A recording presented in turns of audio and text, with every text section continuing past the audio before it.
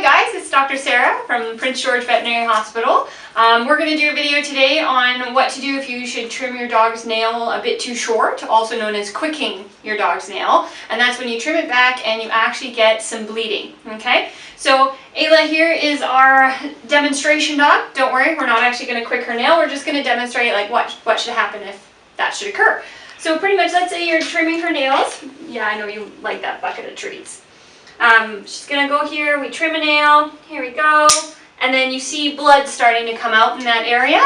Well, that just means we went a little bit too far. The dog might even pull back, make a little cry, because it does hurt them to have their nails quick. So, but don't panic if it should happen. And there are small blood vessels, there's no huge major arteries there, so it should be fairly straightforward to stop the bleeding. Now here at the vet hospital, we have a few options. Here we have these little cautery sticks where we go ahead and we roll them on the nail, or there's even some cautery powder, you know, quick stop, something along that line, where you can just dip the nail in and it can help stop the bleeding.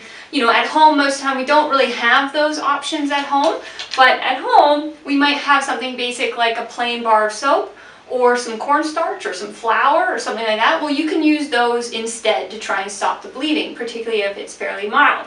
So let's say you have a plain bar of soap. What you're going to do is you're going to take the fit and the nail that's bleeding, okay, and you just rake it down the bar of soap like this. This is not a bar of soap, we realize, so we're just demonstrating. So you just rake it down a couple times, you know, collect some of that soap into that nail, and you can just put a finger on there, wait for, you know, 30 seconds or so, and then leave it and see if that was enough to stop the bleeding. The other thing you can do is you can get a little bit of cornstarch or flour. And how I like to do it, if it ever does happen and I'm stuck, is I'll put some in the palm of my hand like this, and then I'll go ahead and I'll take the fit, and then I'll put the nail pressure right in to the palm of my hand, and then you hold it for about 30 seconds as well. So you're putting some pressure on that. It doesn't have to be very forceful, but you want it to be consistent pressure. You want it to be there for about 30 seconds, and then you let it go and see, was that enough? Sometimes you have to put a little bandage on their foot for a bit, just because, you know, there's a little spotting there, but for the most part that should stop the more basic nail trim there if it goes too short.